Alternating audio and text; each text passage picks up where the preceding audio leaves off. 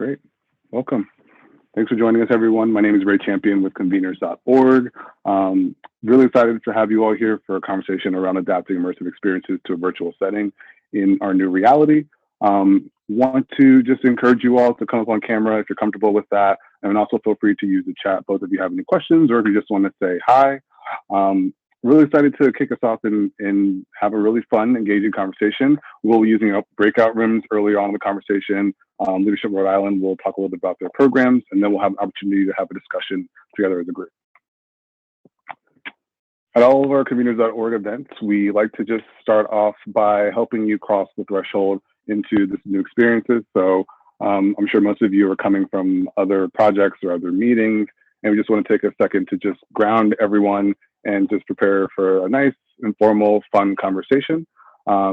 We are with the Leadership Rhode Island team, as I mentioned, and so I thought it was appropriate to pick a lovely fall photo of Scituate River in Rhode Island to help us cross that threshold. So want to give you all a moment to encourage you to close your eyes if that's comfortable for you, and take about 20 seconds just to take a deep breath and get yourself centered for the call.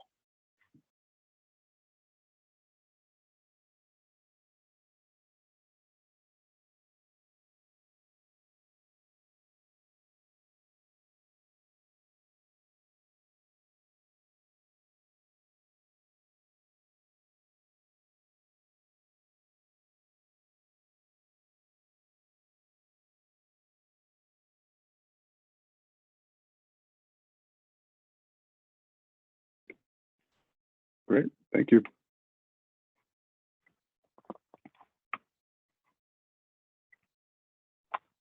Wanted to just share an opportunity to say hi to my team here at Conveners.org.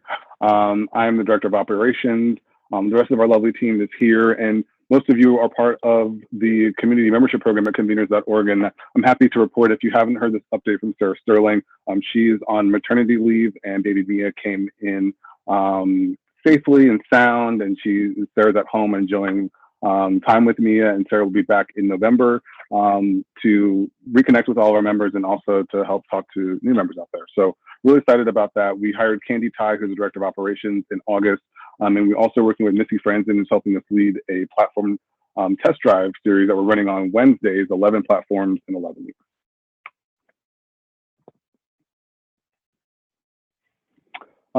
We're a membership organization, and I know there are several members in the audience, so thanks so much for joining us. Our membership community is centered around calls like this, and also just supporting connections amongst the group. We also offer a number of different services, helping folks, whether both community members and folks outside of our community, really help to put together the best convening possible. So whether it comes to facilitation or looking at what virtual platform to use, we're here to help in a number of different ways.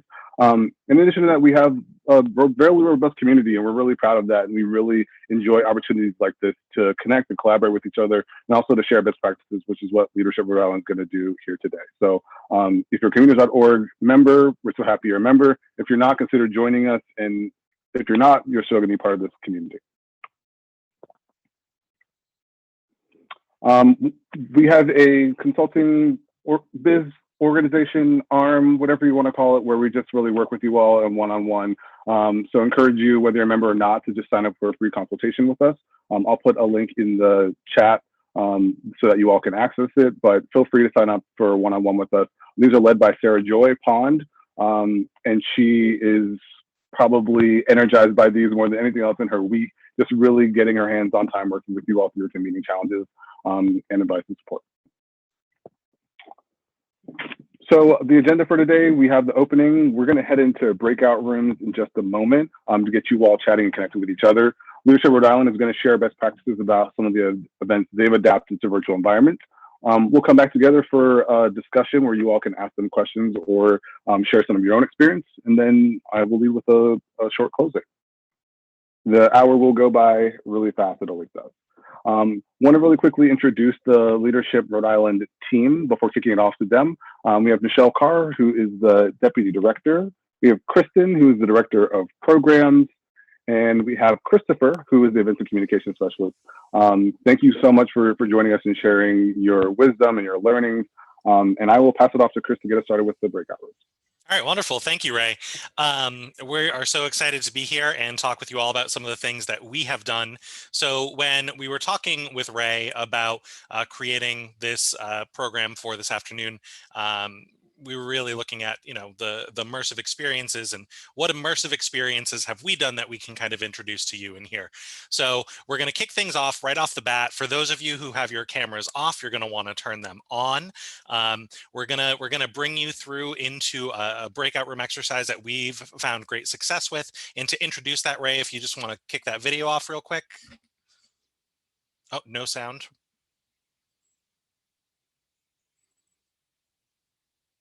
We don't have sound, Ray. Oh no. There we go. Oh, we had it and then it was gone. Stand by. Give me just a moment to reset the video.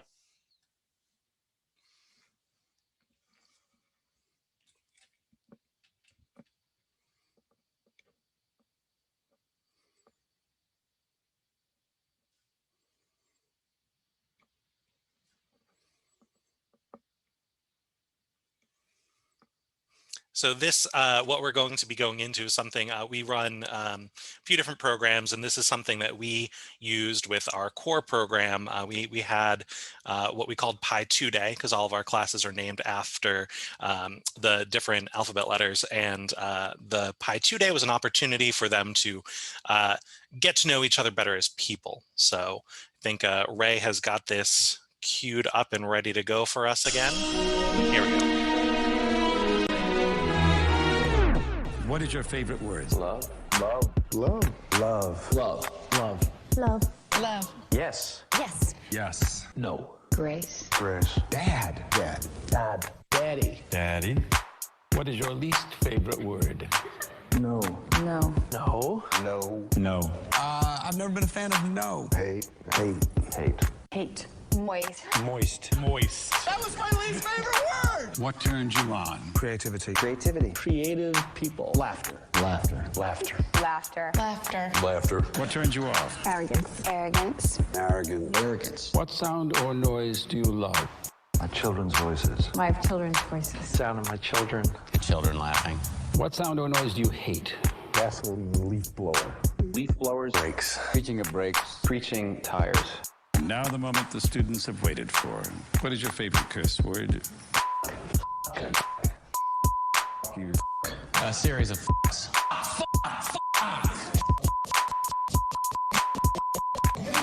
What profession other than yours would you like to attempt?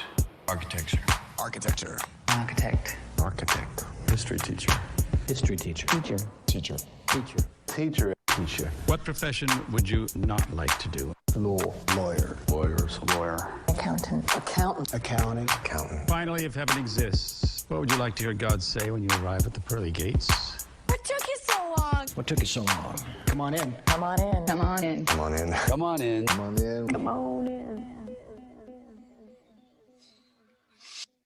All right, so if you are familiar with Inside the Actors Studio from the 90s and early 2000s, you know James Lipton brings the actors in and has interviews with them and then brings them through a quick series of questions. So we are bringing you inside the Conveners studio today. You are going to go into breakout rooms and we've got a series of 5 questions. It's going to be 10 minutes, so you've got about 2 minutes per question. And we are going to broadcast these to your breakout rooms and you're going to get to make some new friends pretty quick. All right. So whenever you are ready, Ray, you can send us away into our breakout rooms, please. And just to give you a little bit of a head start while Ray is getting us set up, the first question that you're going to need to answer is, what is your favorite word? So start thinking on that as we go into this first breakout room. What is your favorite word? Okay, breakout rooms are all set, and I will just give a little tooltip for anyone who's sharing videos on Zoom. There are check marks that you have to select at the bottom before you select that presentation. Otherwise, it will not work. I'm going to send you all into breakout rooms. Start by introducing yourself. It's going to be a rapid fire, a couple of questions, so keep your eye on the announcement. And here we go.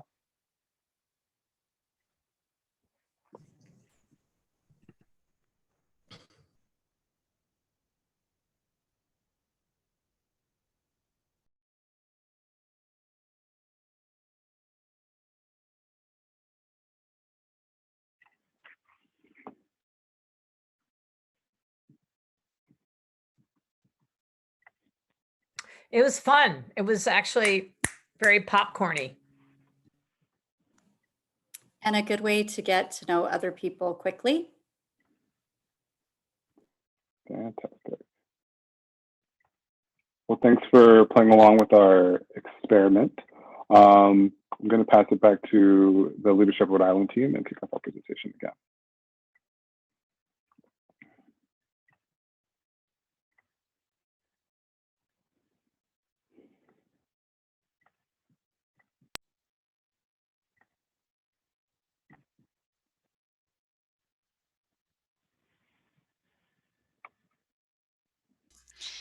Awesome. Thanks, Ray. So a little bit of context about Leadership Rhode Island quickly. So our mission is to engage and connect people all through shared experiences. And, we're looking to positively transform individuals, organizations, and communities. And our vision is really for our state to be flourishing in all aspects, built on that foundation of ever improving human capital, whose strengths and potential we spend each day hopefully revealing and igniting, and then sharing those lessons from this lively leadership experiment that we're doing around the country and the world to nurture the kind of fully engaged societies that create lasting positive change. And apologies if you hear my 1.5-year-old twins screaming in the background. Some more fun facts about Leadership Rhode Island. We were founded in 1981. We have a statewide reach in little old Rhode Island. We have about 2,600 total alumni, and really two main programs. Our core program that's for adult professionals and is issue-based, and a college program which was founded in 2004 that brings together our different leaders from different student leaders from the various colleges and universities in Rhode Island. And from those two programs, we have about 125 graduates per year. We launched a social enterprise sort of training and consulting arm back in 2014 and do a lot of work around employee engagement and workforce development. And we're part of the national network. So there are about 800 community leadership programs like ours. Some of you may be alum of various leadership programs around the country. And together we have a collective about 700,000 plus alumni. And we have 8 full-time staff and 250 volunteers each year. And I think from here, I'll turn it over to you, Kristen, our Director of Programs. Thanks, Michelle. So while Ray's pulling up the next slides, for the purposes of our presentation today, I will be talking about how we pivoted our college and our core program. So I'm the Director of Programs. I oversee both of those programs and help plan the curriculum. So what you'll see on the next few slides, on the left-hand side is what it looked like in person, and on the right-hand side is what it looked like when we had to pivot virtually. So what you see here is our college program. They run an academic year, so it runs September to May, and in person, they get to graduate at our State House, which you see on the left-hand side. And so we had to actually pivot really quickly for the graduation for this year's class, because in Rhode Island, everything started to shut down around March 13th, and the college program graduation happens at the beginning of May. So on the right-hand side, what you see there is how we had the class feel special about their graduation. So we mailed them their diplomas. We had them take selfies or had somebody take a picture of them with their diploma ahead of time. And then we put it all into a slideshow for their graduation. And a lot of the college students were really appreciative that we actually had a graduation for them, even though it wasn't in person, it was on Zoom. It was a great experience. And a lot of the colleges here just canceled or postponed graduation. So we did have students that were in the class that were set to graduate that May from college, and they didn't have the opportunity to do so. So we gave them this outlet. So you can see some of the fun images that we put on our Instagram page here. So one thing that we really had to do with pivoting to virtual is think about how we could insert heart and feeling into this, otherwise pretty dry box that we all see ourselves on Zoom. And it was a bummer for everybody that, of all of our programs are built on relationships, and a lot of it since 1981 was based on in-person interactions. So what you'll see in the next slide is a little bit of how we did this for our graduation for the college students. So we can go to the next slide, Ray.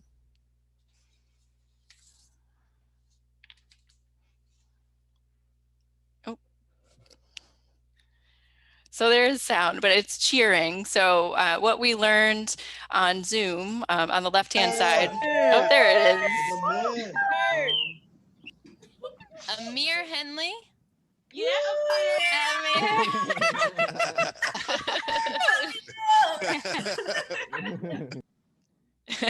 So on the left, you see what it would have looked like in the State House walking down the center aisle. On Zoom, we did find, because we tested this as a staff, it works better if you cheer with your voice as opposed to applauding. So we told the class that, when we called the students' names, we told them to, make woo sounds or, cheer with their voices because it does come through, as you heard. And then we also live streamed this on Facebook. So we had the biggest graduation audience ever with this.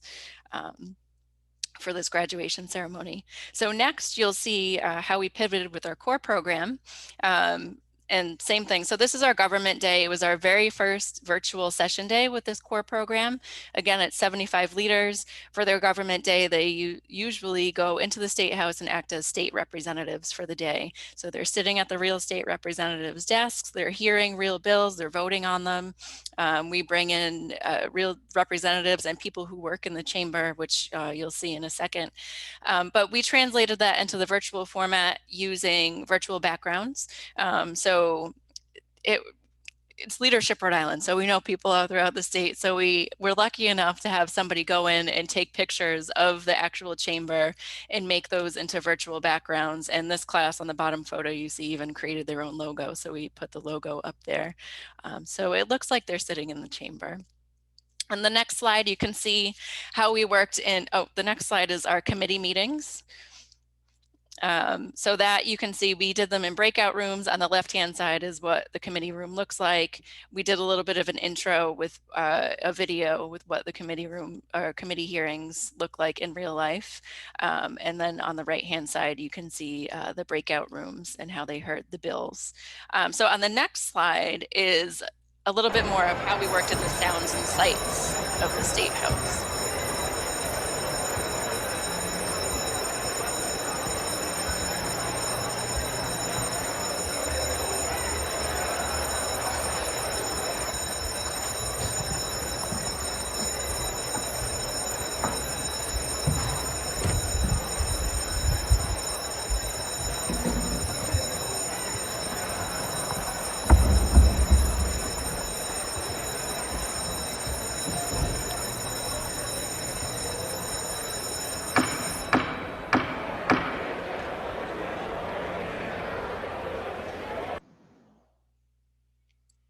So we were able to get a recording of the chamber. They redid all the chairs and everything this year, and we couldn't even go in. Nobody could go in. Nobody's at the State House right now. So we created that video. That bell is what calls people to the chamber, to the floor to vote. And then that was the sound of the gavel that you heard at the end. We also added in a little clip of the Speaker of the House here in Rhode Island, which was actually, he was announcing that the House floor was closed to all visitors on March 12th, which was their last session in person.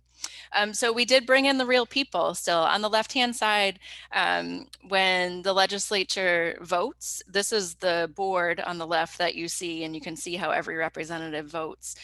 So on the right, you see how this translated into Zoom. We had them use the yes or no buttons to vote on a bill.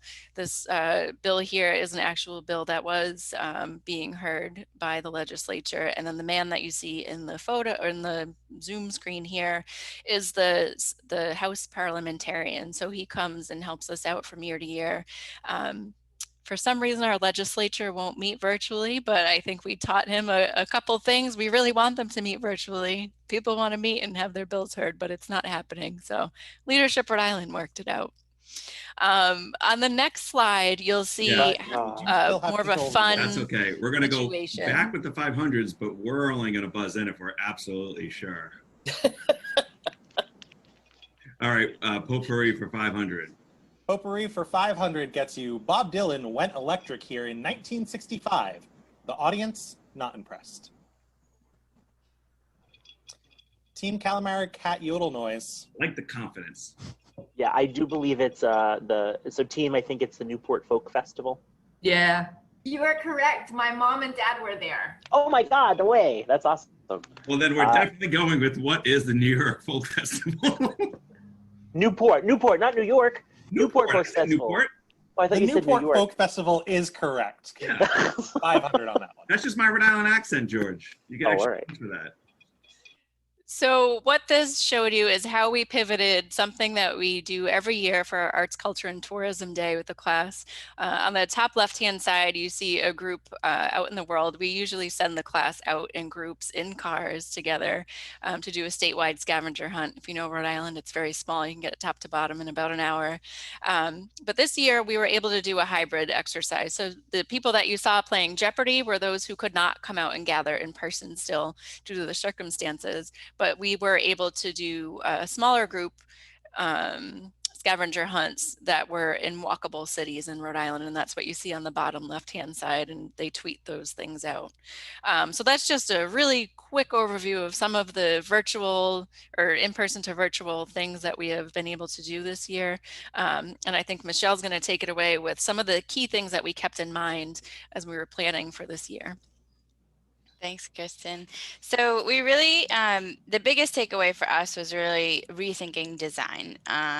So we had to spend a lot more time thinking about not just how we would take whatever we did in person and put that in a virtual space, but really being centered, and this is something we took away from Conveners, about what our purpose is and how can we refocus the space to focus on relationships and building those relationships between people rather than just providing information that people can get online or in videos or other content sources. Thinking about how we wanted people to think, feel, and what we wanted them to do as a result of participating, and really being driven about that purpose. In this time when people are so stretched and time is a precious resource. So we really focused on the why. You know, we went back to the applications when people applied to the program and looked at their answers about why they wanted to do this program and focused on that. The next big takeaway for us was really keeping this focused on the people. How are we supporting the participants as whole human beings? And Gallup research shows that followers need 4 things from leaders: trust, stability, compassion, and hope. And so we tried to keep all of those 4 elements in mind, being flexible to people, adjusting, you know, expectations, some last minute reassigning of groups and shifting, and being adaptable, so that way we could, you know, respond to people's needs in a flexible way, and really asking ourselves if it supported people as whole human beings interacting in the experience. We tried to be focused on the end user experience. So you'll hear in some of the things that we've talked about, we tested it out with our team first before we did it with participants to make sure it worked, both the tech and also just were the instructions clear? You know, does it make sense? Is this really doable? You know, how does this work? What does it feel like to the end user? Is it easy to access? You know, are the experiences surprising people, delighting people, you know, meeting people where they're at? A big focus for us was creating that emotional engagement in the interaction. How does it feel? Are we incorporating not just the head, but the heart, as Kristen talked about, thinking through those sensory experiences. So you can see that we've done a lot of videos, trying to engage people in what they would hear and what they would see and the texture of the leather chairs, all of that. And we described some of those sensory experiences when we couldn't provide them. You know, so we described, you know, if it was bread baking in the oven and what that smelled like, or, you know, what the chairs felt like when you sat in them.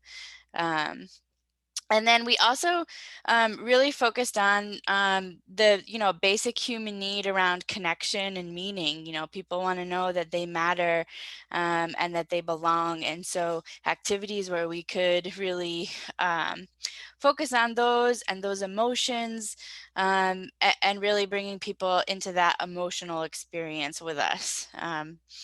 And then last, but certainly not least, we want to make sure that it's relevant and applicable to people. And research shows, right, 70% of what we learn is acquired through experiences, another 20% is social in nature, and 10% is from formal education or courses. So we wanted to make sure that, people could learn from each other and through these shared experiences. So it wasn't just like a webinar, where people were talking at them, but really, was engaging. And, we put a lot of time and space into the application piece. And so a lot of our experiences really start off sort of anchoring people into something that resonates with them, with their lives. We add a little bit of content or new information, but then we spend the bulk of the time really in that application space. And then we always end with some sort of debrief or a place where people can think about what they're taking away from the experience. And yeah, that's a quick wrap on our big takeaways, specifically focused on really using the design for engagement. Thank you so much, Leadership Rhode Island team. Really appreciate all of your insights. Now, for the rest of the call, we are in discussion mode. And so would love to hear from you. Again, if you feel comfortable, please turn on your camera. Certainly want to hear from you all. What was sparked from what you heard in the Leadership Rhode Island team? Or do you have any questions? And maybe the first question I'll ask you all is, there was a question in the chat around platform. And I heard that Michelle said that you all use Zoom, and wanted to just get an understanding of why you felt like Zoom was going to be the best platform for this type of convening. Go ahead, Chris. I think you're the best person to answer this. Cool. So the thing about Zoom and all these virtual tools is they're tools, and it's how you use them. So Zoom offers a lot of freedom in terms of how you choose to use it, whether that be through the breakout rooms, whether that be through like screen sharing in videos. Like it has a lot of functionality in terms of how you choose to design the product, whereas a lot of the other virtual platforms tend to be kind of focused on one particular style. And I know, Ray and Conveners has been running a series of these every week of, I think, 10 different virtual platforms that they're exploring and that we're exploring. And a lot of the other individual platforms are good for specific kinds of things, but I would say, 7 times out of 10, I come back to Zoom because you have the ability to design it in the way that you want to design it. So that's the short answer. I think our other thing was at the beginning when we shifted virtual or remote, we prioritized and created a principle around, being that like human centered and focused on what is easiest for people. And certainly Zoom is easiest for people. They're most familiar with it. And so we didn't have to worry about tech glitches with other platforms or people, couldn't figure it out. So yeah, that was definitely part of our decision.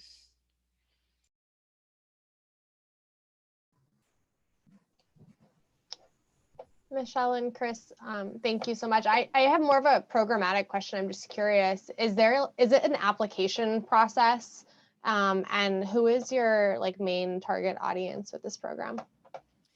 Yeah, so it is an application process, and the target audience are Rhode Island leaders. So we recruit, it's cross-sector, it's multi-generational. We try to get the most diverse cohort that we can in terms of everything, socioeconomic background, sector, industry, because the learning through the program comes from learning about each other's perspectives, really. That's the biggest learning that comes from it. So it's class of 75. We have a committee of alumni that helps with that selection process. It's not us who select the class. And every applicant gets an in-person interview as well. Thanks.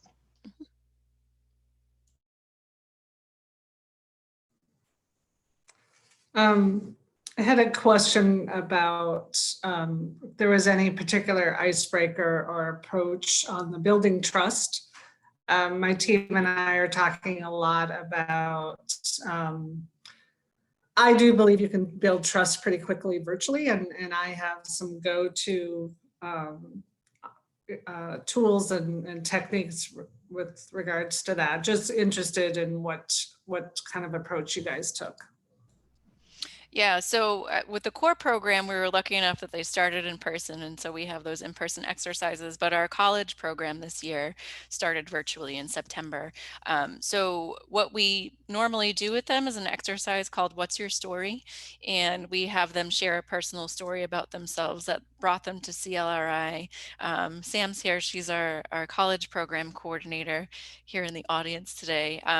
But just sharing those stories and sharing any kind of vulnerability, I think still, even though we were virtual, we were on Zoom, we spotlighted.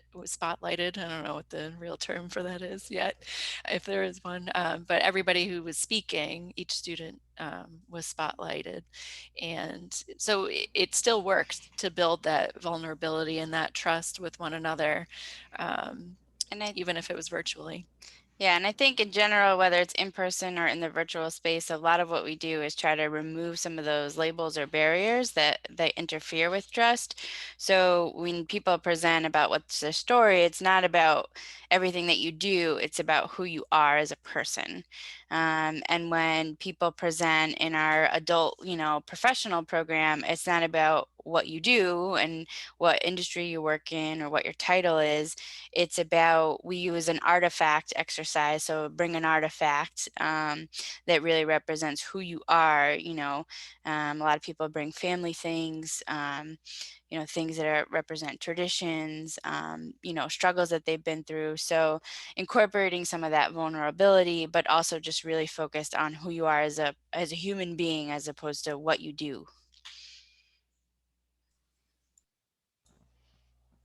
And can I, jumping in on that a little bit, I think it's about the design that kind of Michelle had brought up earlier of if the program, if the experience, if the event is designed as a one-way dump of information with a small component of vulnerability, you're not as likely to get that vulnerability because it doesn't feel in theme with everything else that you're doing.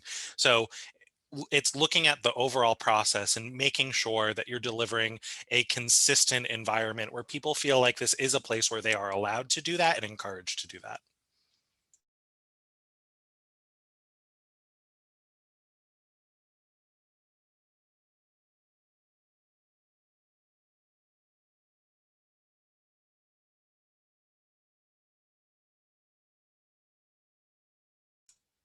I'm going to ask a question to the programs team.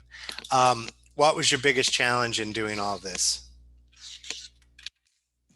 Convincing people that it would work. How'd you do that? So we had to build trust. So even though the core program had a level of trust with us from January, it was literally only January and February. So it couldn't just be us telling them that we knew what we were doing, because let's be honest, when we went virtual in March, we were learning as we went. So what we do with the classes anyway is we survey them throughout the year. So in getting that feedback from them as we all went through this transition together, they saw that we were taking their feedback in real time. So that was a way that we really built the trust with them. And it's a way for us to learn how people work in this format, ourselves and the class members. So that was, I think, huge. And then once they got to the first virtual session day, they were like, all right, this is okay. This is fun. We're still getting the experience out of it. So I don't know if Sam has a different answer. I think just, pivoting your mindset, our own mindsets too, and trusting ourselves. This is all new for all of us. And so some of the things that you come up with, we would come up with ideas, we test them out with our team, and then like, oh, this could work.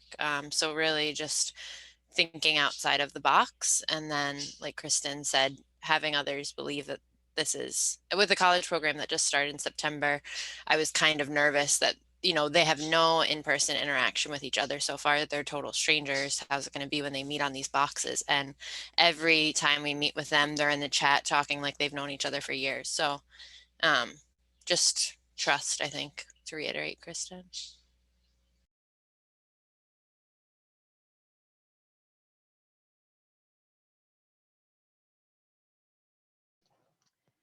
Samantha, I'm wondering if, first, just clarifying questions a bit at the top here. Is this the first time that you've had a college piece of this program, or is that's not new? Okay. And then I'm wondering, has there been any noticeable difference in college engagement? Because I'm asking because our program is having real challenges engaging college students this year. And part of that, obviously, we attribute to COVID, and things are just hard. And I'm curious if anyone else who works with that demographic is having similar challenges. So we, I would say, again, thinking outside of the box, I've had to use different tools this year, definitely. Email is not, I found the way to get a hold of college students anymore.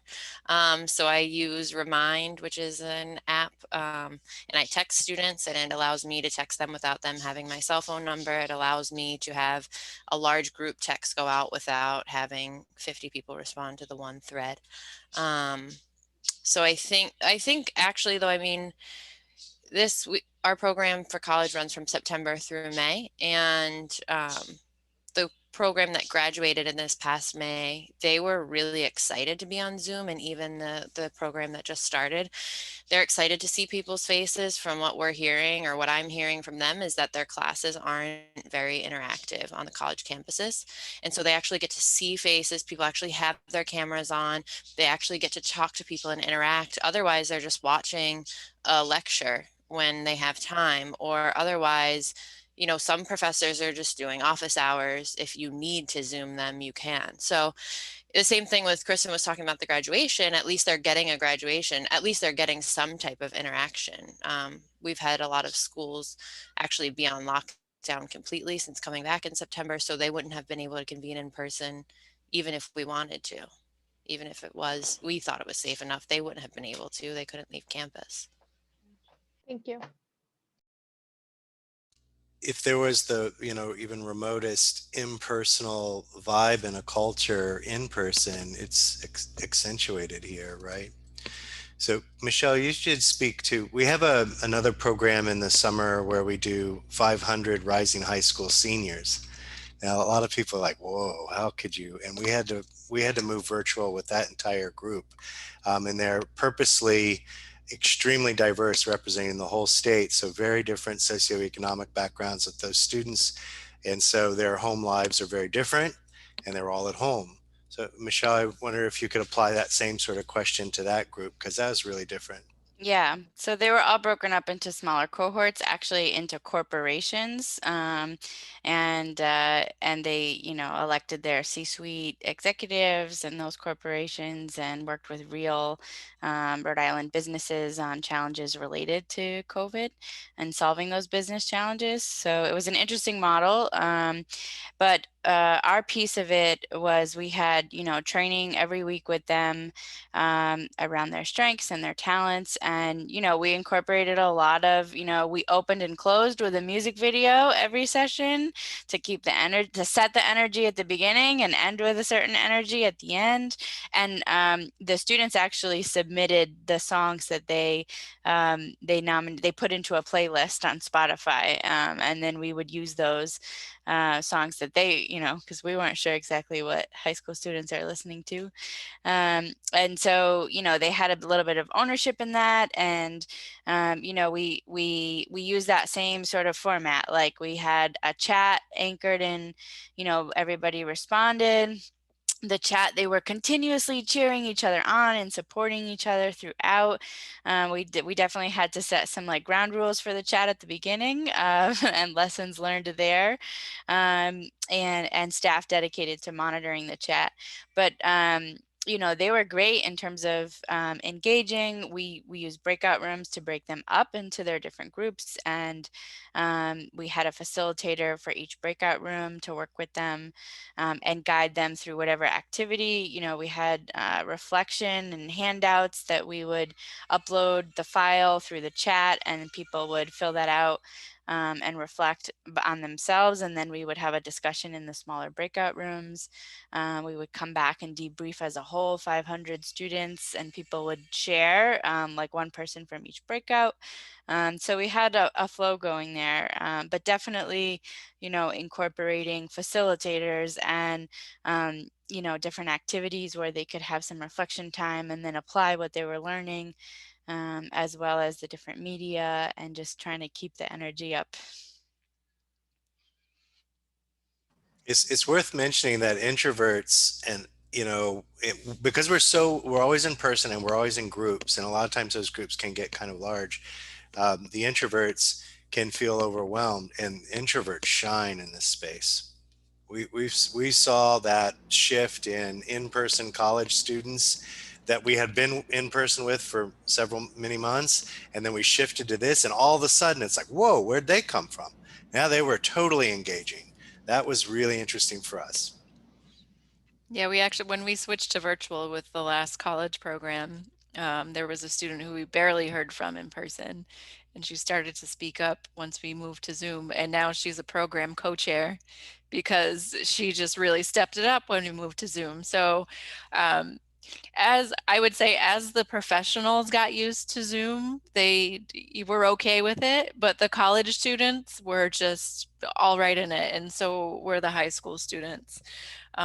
So it's more the older the older clients that we had to do more convincing with, but they came around. They all graduated yesterday. So we're happy. They're happy.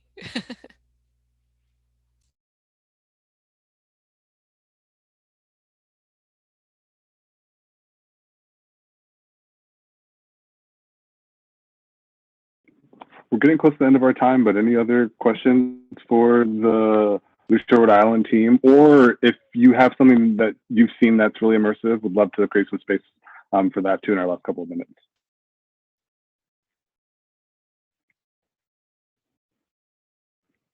And while you're pondering on that, I was wondering, Sam, if you would put the Remind app in the chat. That's the first time I've heard of that tool, and I think in terms of just reducing the email fatigue amongst folks, that sounds like a great tool.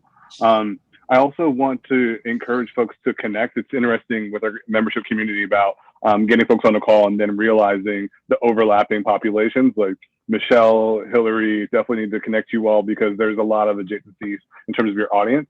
And if folks have any questions or needs, please feel free to reach out to us. We're totally open. I do want to share one last slide, and it just has Michelle's contact information, so you can get in touch with the Leadership Rhode Island team if you're feeling.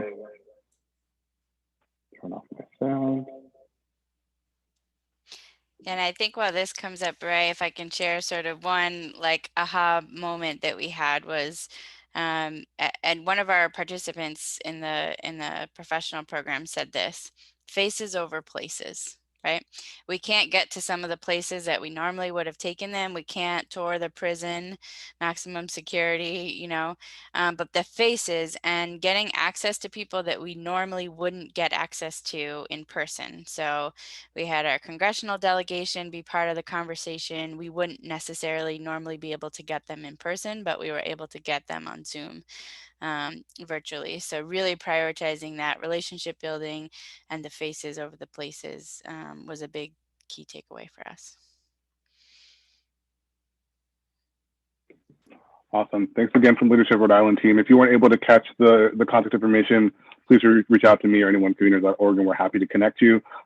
Thanks again for a wonderful session, and we'll see you all next month. Thanks for joining. Bye. Thanks, everyone.